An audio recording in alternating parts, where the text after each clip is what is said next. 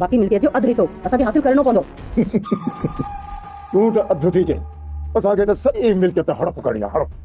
पहले ने भूए खान जो जनाज़ो पढ़ूं, पोइ वञी रहंदी आहे माई बख्ती। हिनखे निधण को करे कदा सोच ने हवेलीअ मां उॾार। रेस बुरल खान खे असां लाइ वक़्तु कढणो ई पवंदो।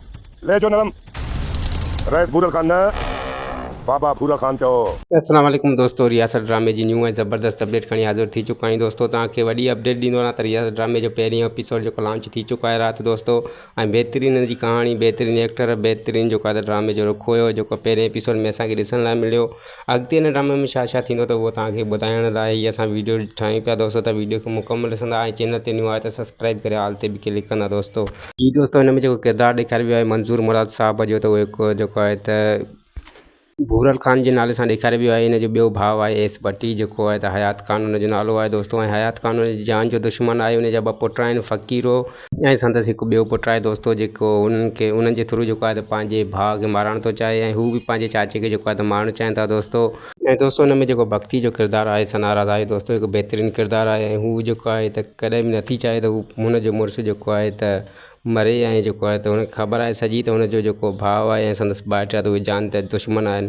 ऐं हू हुनजो जेको हिकु वफ़ादार आहे जेको उमेद अली करवर दोस्तों कादन जी कैरेक्टर में आहे। ऐं हुनखे बार बार जो हुकुम ॾिए थी त मुंहिंजो जेको मुड़ुसु, मुंहिंजो वर जेको आहे त ॿाहिरि निकिरे त हुन सां तोखे गॾु रहणो आहे, छो त हुनखे जेको आहे त पंहिंजे ई जेको आहे त रत जे रिश्तनि मां ख़तरो आहे इन जे करे।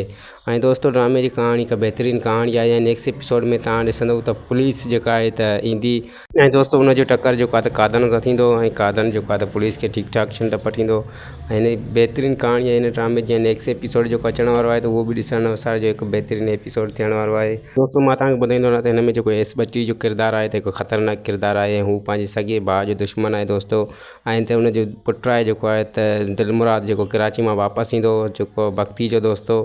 त ड्रामो जेको आहे त अमेज़िंग थींदो ऐं उनखे मारण लाइ बि हू जेको आहे त रस्ते ते निकिरी आया, पर जेको आहे त कादन अॻु में जेको बीठल हुयो दोस्तों। उमेद आहे तव्हांखे वीडियो वणी हुई। वीडियो वणे त लाइक सब्सक्राइब शेयर ज़रूरु कंदा। वरी मिलंदासीं तव्हां सां कंहिं नेक्स्ट वीडियो जी अपडेट सां गॾु। ख़ुदा हाफ़िज़ दोस्तों, दुआनि में यादि।